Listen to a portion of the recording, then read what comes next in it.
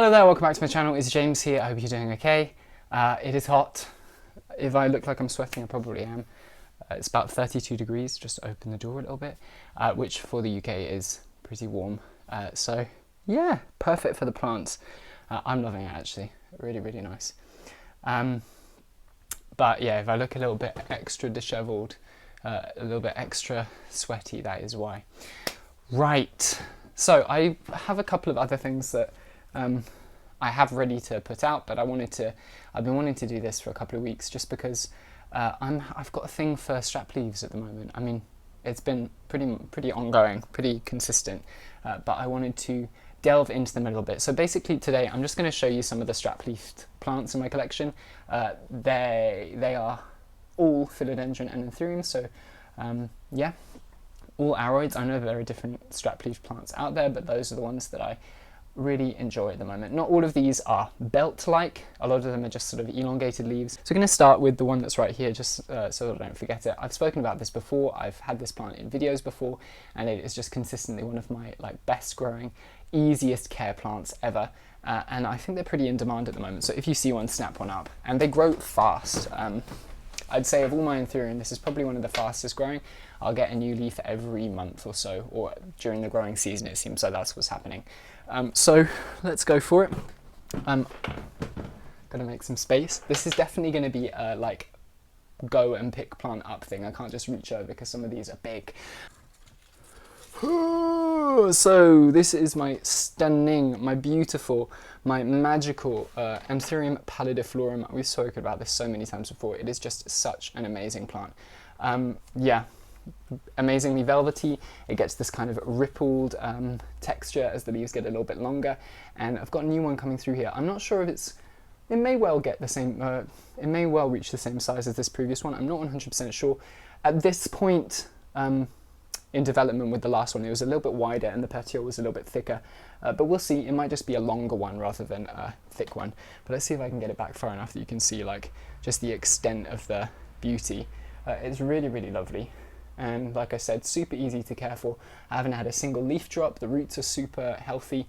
I just keep it in terracotta and I water it every time the top of it gets dry. Even though at the moment terracotta is quite a lot of work because I'm having to water basically every couple of days, it's for me at the moment it's worth it, just that I'm not worried that I'm rotting any roots or anything. So yeah, that is, just look at the size of this one. Oh, it's ridiculous. Yeah, Anthurium pallidiflorum, really, really amazing plant. Back to the leaves. There's a load of leaves here. I've got it in a slightly awkward position at the moment. It's kind of perched on the end of one of my tables with my plants. So these leaves are facing the window and these leaves are kind of just hanging out behind. I'm going to try and find a better setup for it at the moment, but there's not very many places you can put a plant with leaves like this. So I'm going to put it back here. Ugh. Right, let's get into some of the other ones now that we've gone through that one. Should we stick with some Anthurium? No, let's do some Philodendron. Let's make it exciting. So this one I've talked about relatively recently. This is my Philodendron heterocraspedon. It's got these incredible long textured leaves. It's still rooting in perlite, but you can see through the side some lovely little roots doing their things. This is featured quite heavily because I just love it. Every time I see one for sale, I'm like, I'm going to buy it, but I don't. I'm trying to hold myself back. I already have two. I don't want to be overrun with them, but they are just amazing. Can't wait for this. You can see it's got a really nice, juicy, active growing point there and there. I talked about this in my perlite propagation video really recently, so you've seen it, but I'm just going to keep showing it. Yeah, moving on. Next Philodendron we're going to talk about is the queen of strap leaf philodendrons. Everyone knows about this one. This is the Philodendron patriciae. And my goodness, she has really hit her stride. So this is a philodendron that struggled quite a lot with me. I got it actually before I realized how hard to find it was, and I got it for a very, very good price over a year ago now. And for literally until this spring, it has really, really struggled with growth, and it put out deformed leaves and dropped leaves all the time, and the roots were rotting, and I was moving it from media to media trying to find something that worked for it. And as soon as spring hit, it's just I put it in some terracotta and the leaves have really started to take off. So you can see this newest one is really that is patriciae there. That's really, really beautiful. The sort of less mature leaves were kind of sticking out in all directions, but now it seems like they've decided they want to hang like they're supposed to, and I'm loving it.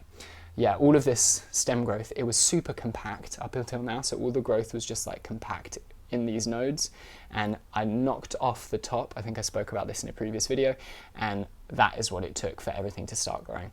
I don't know whether that allowed the plant to focus a little bit more on its roots and get itself established, but yeah. So I'm going to keep talking about these plants, obviously just giving you a basic breakdown, but what I'm doing with them at the moment is I'm feeding them with every single water.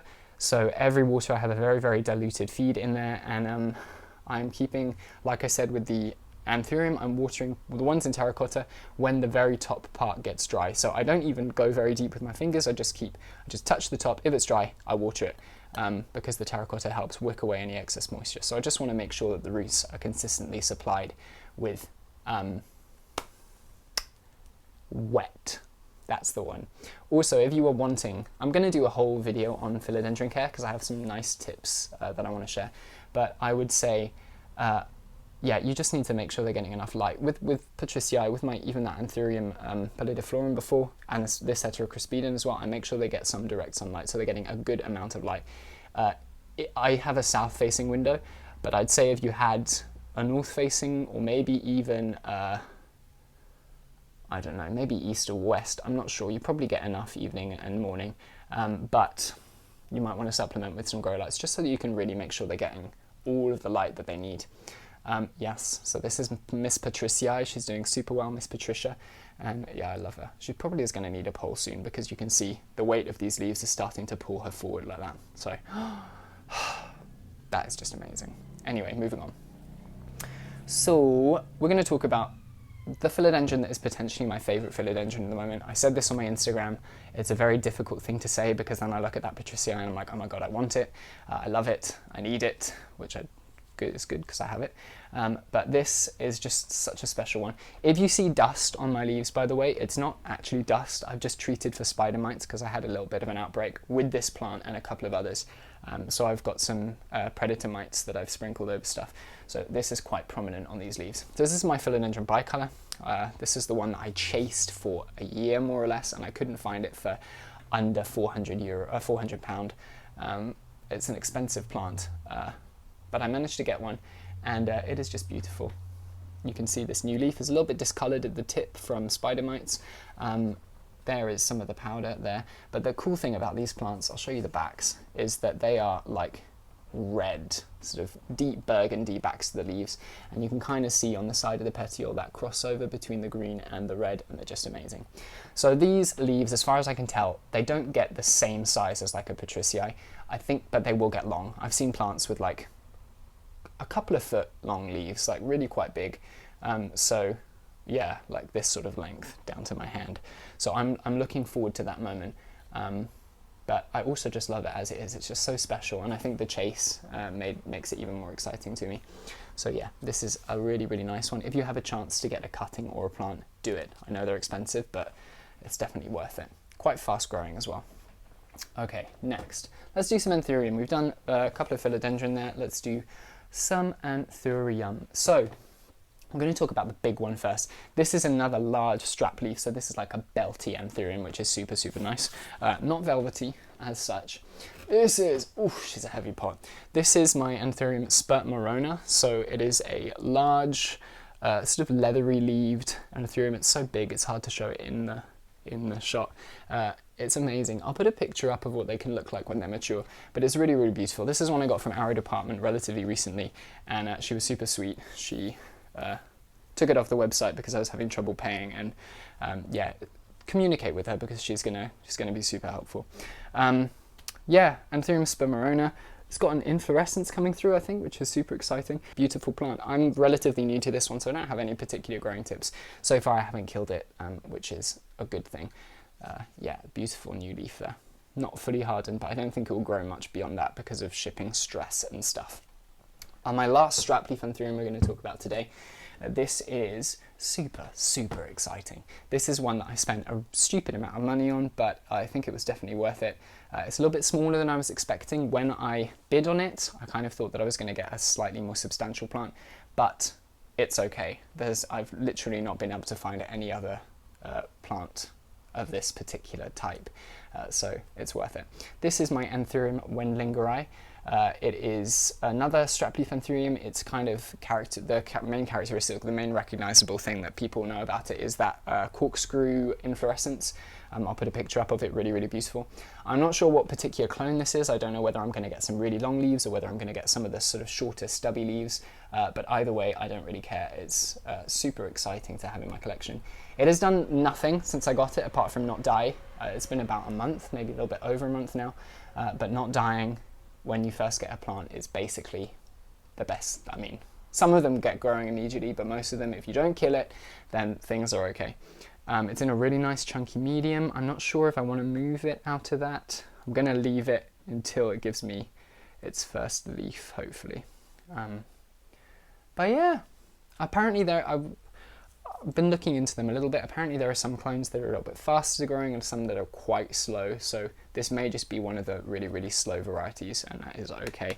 I have got time. It's fine. Right. We have 2 more plants to talk about today. These are some big ones. Okay, this is the billietiae, the beautiful plant. And look at that new leaf. Look at the size of that. It's ridiculously huge. It's amazing. So this is just such a satisfying plant to me. At the moment, it is absolutely throwing out leaves. Like, I'd say every 2 weeks at the moment, I'm getting a new leaf, which is really, really cool. Such a fast grower. It doesn't even have a moss pole. It's just being supported, and the stem is getting consistently chunkier and chunkier. It's got these amazing aerial roots. So yeah, 100% like just such an amazing plant. It is in a pot that I'm anticipating will be too small quite quickly, so I'm going to have to get something bigger for it and a better stake, because this little bamboo stick is not going to cut it. But it is amazing, and I know I did a video about, it was significantly smaller at the time that I did the previous video about the billietiae, when I was pronouncing it incorrectly. I may still be, but I think I've got it down. This is one that I got tiny, so it still has one of the first leaves that it had when I got it. So this is the size of the leaves, like the average size of the leaf that it had when I got it, and then you bring it around here and we've got that ridiculous thing. So I've had this just over a year, so I feel like with lots of philodendron, don't feel like you have to go out and get something massive. These are fast growing plants. If you give them the right conditions, you will get a big plant in a not super long time. Yeah, I'd say a year. When I do my philodendron care video, I have some philodendron that have are really getting big. So we're going to talk about those and give some tips on how to make that happen. Yeah, look at this. It's amazing. Super nice. Okay, that's my Philodendron billietiae. It's got these characteristic orange stems. This one gets a lot of direct light. It's basically like a foot back from the south-facing windows. Quite strong evening light. So I would say if you're trying to get one really big, make sure it gets lots and lots of light. These are not low light plants. They're not direct sunlight plants. They don't want like a right in your south-facing window kind of light, but they do, well, mine is, but they do want good light, so don't be worried about a little bit of direct sunlight on your plants.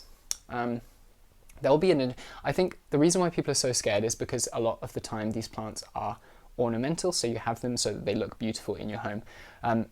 I find with plants there is an adaptation period, so when you put things in direct sunlight, sometimes there are a couple of burned leaves if the plant has been in really low light before, but the leaves that then will come through afterwards will be much more tolerant to that direct sunlight.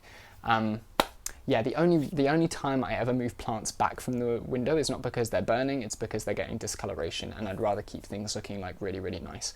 But that has not been an issue with the billietiae. And the last plant we're going to talk about today, so we've done quite a few here. We've got 1, 2, 3, 4, 5, 6, 7 we've talked about so far. The 8th plant we're going to talk about, I don't know why I left this one till last. It's not even like my favourite plant of them all. I really like it now, but it's cool. So this is Philodendron verde. It's not like so much of a belty strap-leaf plant, but it still has some really like long, I'd say they're kind of horse-heady kind of leaves. Really pretty.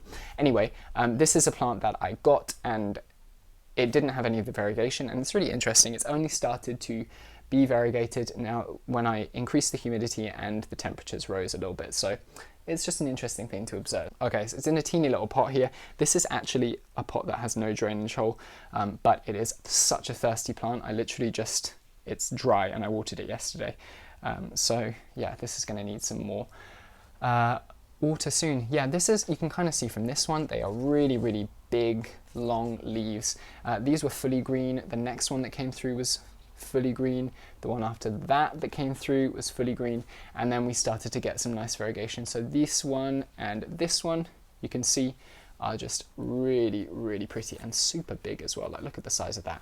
And this is another one like that billietiae. I have it right in my south facing window, so it gets consistent day-long bright light, and that is what it really, really, really wants. Amazing, super cool mottled variegation. I'm not a massive fan of this kind of variegation, but in this new leaf, it's something else. Super pretty.